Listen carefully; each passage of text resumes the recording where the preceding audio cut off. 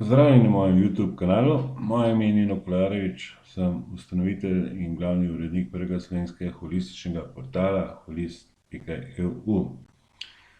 V tem javljanju ne bom govoril o medicini in o trenutnem stanju glede same epidemije s covidom, temveč o zlovešči situaciji, v kateri se nahajamo. Smo na pragu nečesa, za kar si nisem nikdar predstavljal, da bom doživel. Sem pa o tem bral recimo v znanstveno-fantastični literaturi, na primer knjiga z naslovom 1984. Dosti tega pa sem lahko videl v filmih, kot so to Fahrenheit 451, Prenašalci, Izbruh, Virus in mnogo njim podobnim. Vendar naj bi se vse to našteto bilo le fikcija in zdi se, da ta fikcija, tako kot se to že dogaja v preteklosti, postaja naša stvarnost. Ali se spomnite kitajskega zdravnika dr. Li Wenlianga? To je tisti zdravnik, ki je preko družbenih omrežij obveščal, da se je v Wuhanu pojavil nov nevaren virus. S strani oblasti je dobil strogi ukor, saj naj bi med ljudmi povzročal nepotrebno paniko. Ta zdravnik se je v začetku januarja vrnil v službo, mesec dni kasneje pa je umrl prav zaradi covida. Ko so prepričani demokrati Zahoda slišali za ta primer, se je na kitajske oblasti vsul plaz obtožb o prikrivanju epidemije in nedemokratičnih principih, saj veste, o katerih govorim: svoboda govora, svoboda gibanja in zbiranja in podobnih dosežkih zahodne demokracije. Med temi državami je prednjačila tudi Avstralija. Že kaj kmalu se je novi virus razširil po vsem svetu. In skoraj vse države so sprejele take ostre ukrepe za zajezitev te pandemije, kot so vladale prvih nekaj tednov v kitajskem Wuhanu. Čeprav se napovedi epidemiologov smrtonosnosti tega virusa niso izkazale za resnične, skoraj povsod po svetu se moramo ljudje držati, vsaj za mene, drastičnih ukrepov: nošenja mask, razkuževanje rok, omejena je pravica do zbiranja, zapiranja mej in tako dalje. Evropa si je v svetu pridobila ugled s svojo odprtostjo prestopanja mej in vladavino prava. Potem pa so vodilne evropske države večinoma podprle agresivno ameriško politiko vojaških intervencij. Saj veste, o katerih govorim, to je Afganistan, Irak, Libija, Sirija. O ilegalnih, prikritih intervencijah v Afriki sploh ne govorim. Zaradi tega so ljudje iz teh vojno prizadetih držav, ki so ostali brez domov, premoženja ali kakršnekoli zaščite, začeli iskati zatočišče prav v Evropski uniji. Ta kriza z migranti še vedno slabi položaj robnih držav v Evropi. In prav ta migrantska kriza je omogočila vzpon nacionalističnih, pa tudi neonacističnih strank in gibanj skoraj povsod po Evropi. Nekatere države, vključno z našo, so na teh ogroženih mejah pričele graditi betonske in železne ograje. V nekaterih evropskih državah, ki so podprle to agresivno ameriško politiko, se je pričel širiti domač in uvožen terorizem. Zato so mnoge med njimi uvedle strožji nadzor na mejah med samimi članicami Unije. Na prej omenjenih robnih državah pa so na svoje zunanje meje poslali okrepljene policijske pa tudi vojaške enote. Veliko članic Evropske unije so zavrnile gostoljubje emigrantov. Emigrantski problem se je preložil predvsem na ramena Grčije in Italije, pa seveda še na Turčijo. S pandemijo covida-19 so se stvari še dodatno zaostrile. Zdaj so epidemiologi in virologi tisti, ki krojijo novo politiko. Prepoved zbiranja, obvezno nošenje mask, zapora regij ali držav, ukinitev vseh kulturnih in športnih prireditev, kjer bi se zbralo stotine ali tisoče gledalcev oziroma poslušalcev. Vendar, ko enkrat moč pridobijo tisti, ki prej o tem niso mogli niti sanjati, je naša prihodnost zelo negotova. Poglejmo najprej tematiko nošenja mask. Že od vsega začetka glede mask zaščite pred okužbo prevladuje popolna zmeda. Svetovna zdravstvena organizacija najprej trdila, da nas te ne more zaščititi pred okužbo s covidom. Kasneje je svoje mnenje spremenila in to velja tudi za izjave predstavnikov nacionalnih zdravstvenih inštitucij. Nato so se odločili, da so maske obvezne povsod v javnosti. Oglejmo si te napotke. Ko vstopimo v restavracijo, je maska obvezna. Ko pa se usedemo za mizo, ne rabimo mask. Če pa gremo na stranišče, si moramo zopet nadeti.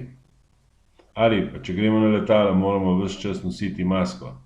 Če pa si naročimo hrano ali pijačo, potem jo lahko snamemo. Kje je tu logika? Ali pa ta, v banko ali na pošto nismo smeli vstopati z masko na obrazu, zdaj pa moramo. In še v nekaterih državah je na ulici prepovedano nositi burke, zdaj pa so maske obvezne. Poglejmo, kakšna provokacija je naredil nek Američan v Pasadeni, ko so tam uvedli obvezno nošenje mask.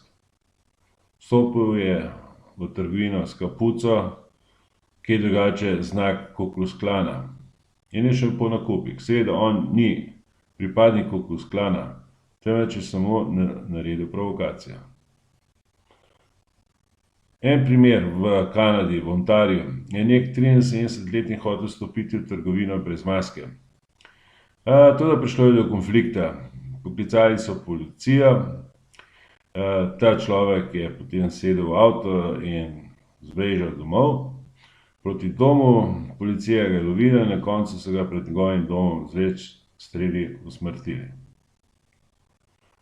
Ali pa, v Barceloni sta sprevodnika na vlaku nekega mlajšega moškega fizično napadla, ker maske ni nosil pravilno. Zdi se, da je oblastem najpomembneje, da pokažemo ohlevnost pred sistemom, pa čeprav je ta povsem zgrešen. In mnogi med nami so takemu sistemu zelo privrženi. Se očitno ne znajo misliti s svojo glavo in potrebujejo diktaturo, da ta razmišlja namesto njih. To fotografijo sem pred nekaj dnevi posnel na morju. Starejša ženska je med plavanjem nosila masko in klobuk. Vse več vidim ljudi v avtomobilu, ki nosijo masko, kljub temu, da se v njem vozijo sami. Oblasti so uvedle visoke denarne kazni za tiste, ki mask nočejo nositi. Tudi pri nas je tako. Kljub temu, da ne obstaja znanstveni dokaz o upravičenosti uvedbe nošenja mask. In prav ta oblast se vse skozi sklicuje na znanost. Meni pa je to bolj podobno religiji. Očitno ima tudi ta religija goreče privržence, fundamentaliste.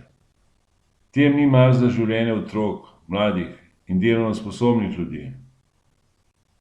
Njim je vseeno, če vsa ekonomija propade, važni so le oni, pri tem pa ne razmišljajo, kako bodo živeli v zelo bližnji prihodnosti ali bodo imeli hrano in sredstva za preživljanje. V Wuhanu, tako imenovan epicenter COVID epidemije, ljudje živijo povsem sproščeno. Po spletu so zaokrožili fotografije, kako se mladina zabava na pool partiju, se pravi zabavajo v bazenu. Kako pa je v Avstraliji? Tam vlada popolna prepoved zbiranja in posledično tudi protestov. Uvedli so obvezno nošenje mask in tu lahko vidimo, kako sta se policaj in policistka spravila na neko mlajšo žensko, ker ta ni hotela nositi maske. Get off of me! Get off! Let go of his vest. Let go of his vest. He's fucking choking me! He's choking me! What the fuck? Let go of his vest. Get the fuck off me! Get the fuck off him! Stop! Fuck you, bitch! Get the fuck off me! You're fucked in the head! You're fucked! What the fuck are you doing to me? Well, yeah, What have I done? What have I done? You just Tell me keep what the fuck I've done! What have I done wrong? you just keep No. trying to stop. Yeah, but you're choking her. As a man on a girl, as a man on a girl, and you choked her. Well, what is this in regards to? What's it in regards to? You haven't told me anything. Incitement. Incitement for what? You know you've spoken to your colleagues on the online, I know. I told them not to go to the protest. Well, come and tell Is me that- that. Well, I'm telling you right now. I can speak to you right now. Whoa, you do that. You know what? Leave it. Don't break my stuff, f***ing retard.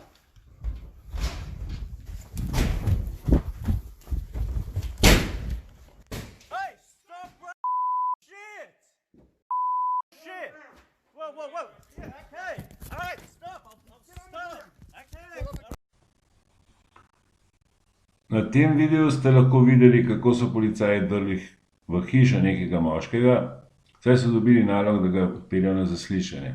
Kajti obtožen je bil, da je prek družbenih omrežij pozival prijatelje, naj se udeležijo protestov proti izrednim razmeram.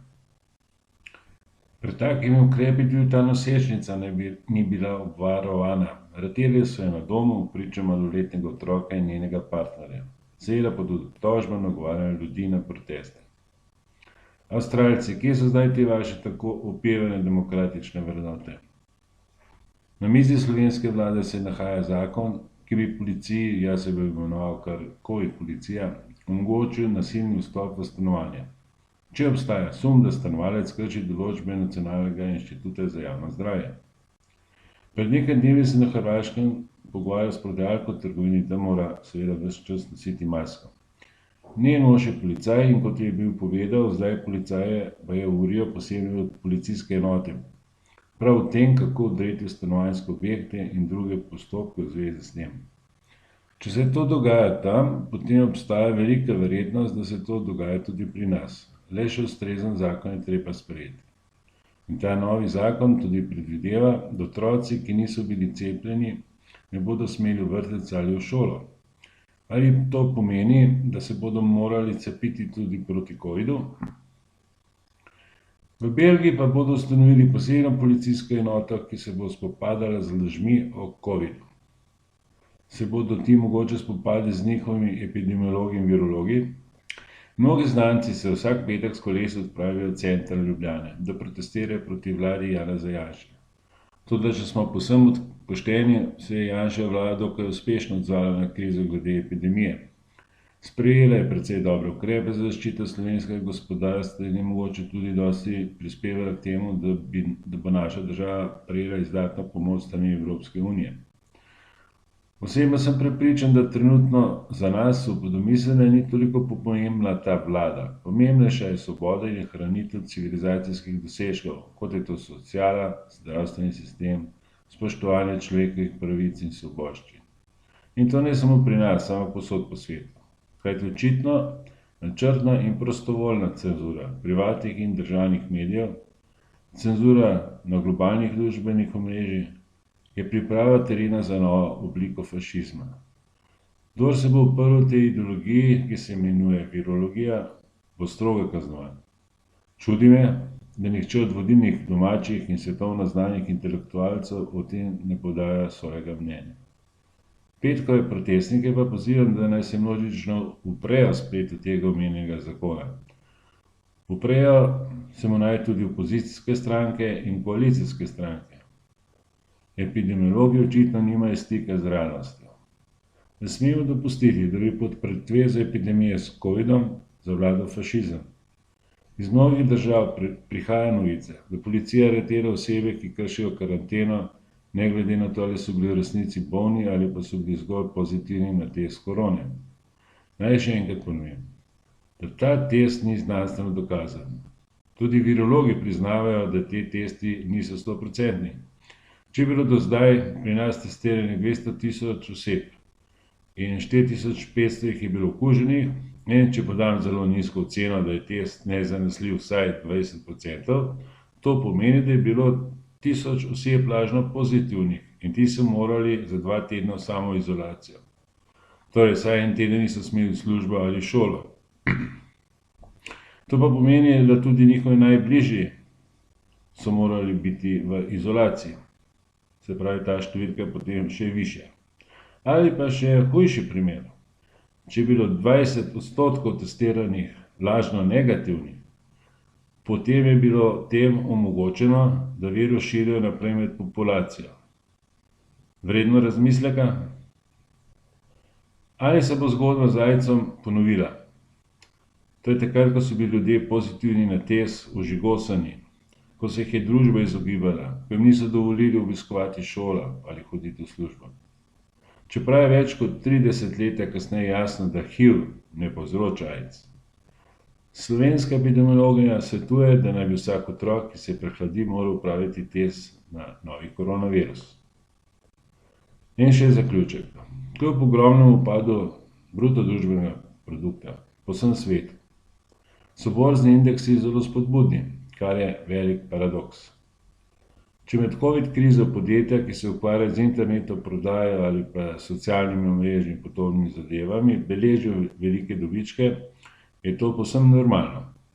Ni pa normalno, da delnice tistih podjetij, ki jim je promet upadel, posledično tudi proizvodnja, beležijo rast na borzah. Kako je to mogoče? Kot pravi grški ekonomist Varoufakis, se to dogaja zaradi znanega trika, ki mu v angleščini pravimo pump and dump, kar je sicer uradno prepovedano početje. Vodilni v teh podjetjih najemajo velikanske kredite in s tem denarjem kupujejo lastne delnice, tako da jim cena naraste. Na podlagi povečane vrednosti delnic so ti menedžerji namreč upravičeni do velikanskih bonusov, kajti njim ni mar za ta podjetja, ki jih vodijo. Važen je njihov osebni profit. Vse to pa vodi v množičen bankrot teh podjetij. Posledično podjetja teh kreditov ne bodo sposobna vračati bankam in te bodo poslovale z velikanskimi izgubami. Kot pa že vemo, iz ne tako daljne preteklosti jim bo država priskočila na pomoč. Zdaj poznate tisto too big to fail. In to z denarjem davkoplačevalcev. To je še en velik udarec za žepe in življenja navadnih ljudi. Ostanite zdravi in imejte odprte oči. Hvala, ker ste si ogledali ta video.